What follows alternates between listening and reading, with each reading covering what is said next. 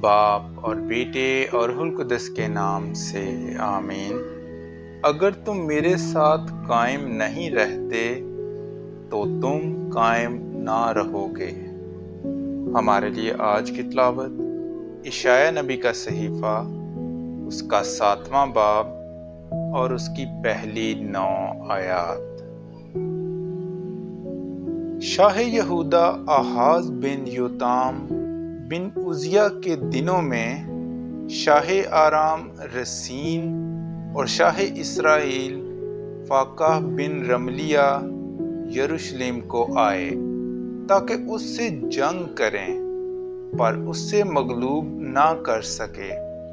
اور داؤد کے گھرانے کو خبر دے کر کہا گیا کہ آرام افرائیم پر اترا ہے۔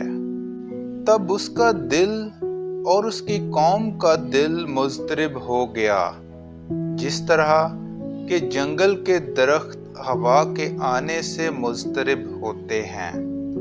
اور خداوند نے اشعیاء سے کہا کہ تو اور تیرا بیٹا شاریاشوب اوپر کے تالاب کی نالی کے پرلے سرے پر جو کساروں کے کھیت کی راہ میں ہے، آحاز کی ملاقات کے لیے باہر نکلو اور اس سے کہہ کہ خبردار رہ، حوصلہ رکھ اور نہ ڈر، اور ان جلتی ہوئی اور دھواں دیتی ہوئی 2 لکڑیوں کی دموں سے نہ گھبرا، کیونکہ آرام تیرے خلاف بدی کا قصد کر کے کہتا ہے کہ آؤ ہم یہودہ کو جائیں اور اس پر حملہ کریں اور اسے مطیع کر لیں اور طبعیل کے بیٹے کو اس پر بادشاہ بنائیں۔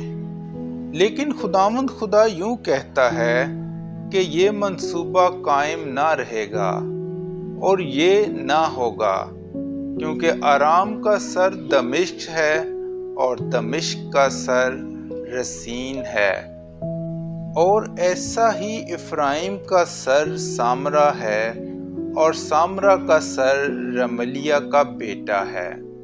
اور اگر تم یقین نہ لاؤ گے تو تم قائم نہ رہو گے۔ پاک کلام کے پڑھے اور سنے جانے پر خدا کی برکت ہو۔